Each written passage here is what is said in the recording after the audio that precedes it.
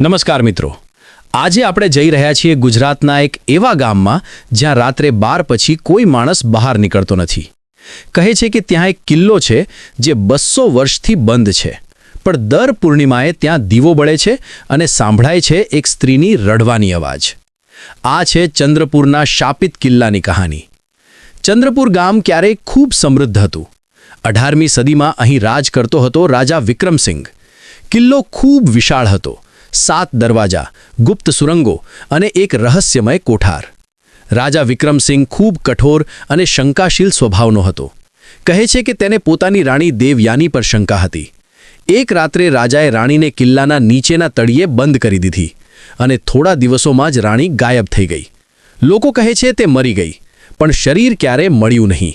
તે જ દિવસથી કિલ્લામાં અજીબ ઘટનાઓ શરૂ થઈ. ગામના વૃદ્ધો કહે છે દર પૂર્ણિમાએ કિલ્લાના સૌથી ઊંચા મિનારામાં દીવો બળે છે. એક વખત 1987માં 4 યુવાનોએ સત્ય શોધવા નક્કી કર્યું. રાતે 11:30 વાગે તેઓ કેમેરા લઈને કિલ્લામાં ગયા. શરૂઆતમાં બધું શાંત હતું, પણ 12 વાગે અચાનક પવનનો જોરદાર ઝટકો આવ્યો. કેમેરાની બેટરી પોતે જ ખતમ થઈ ગઈ અને પછી એક સ્ત્રીની હળવી રડવાની અવાજ.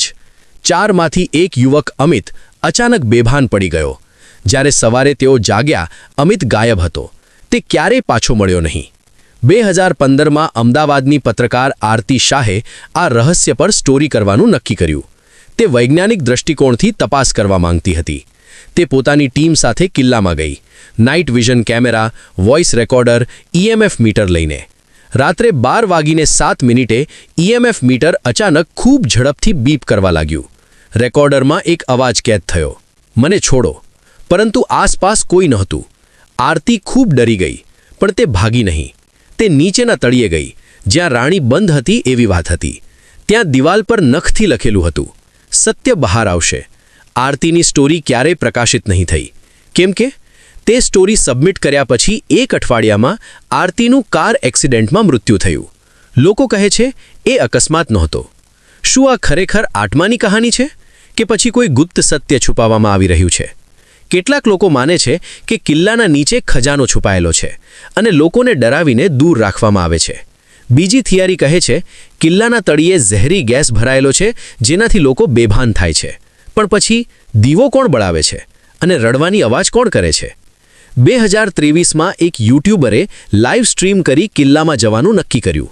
લાઈવ દરમિયાન 40,000 લોકો જોઈ રહ્યા હતા. રાત્રે 12 વાગ્યે લાઈવ વિડીયોમાં સ્પષ્ટ દેખાયું, પાછળ સફેદ સાડીમાં એક સ્ત્રી ઊભી હતી. યુટ્યુબર પાછળ વળ્યો, કોઈ નહોતું, પણ ચેટમાં હજારો લોકોએ એ સ્ત્રી જોઈ.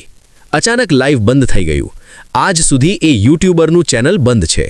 તો મિત્રો, ચંદ્રપુરનો કિલ્લો એક શાપ, એક ષડયંત્ર કે માત્ર ડરનો ભ્રમ?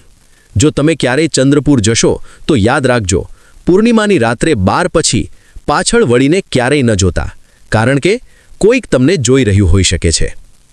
જો તમને આવી રહસ્યમય વાર્તાઓ ગમે તો લાઇક, શેર અને સબસ્ક્રાઇબ કરવાનું ભૂલશો નહીં.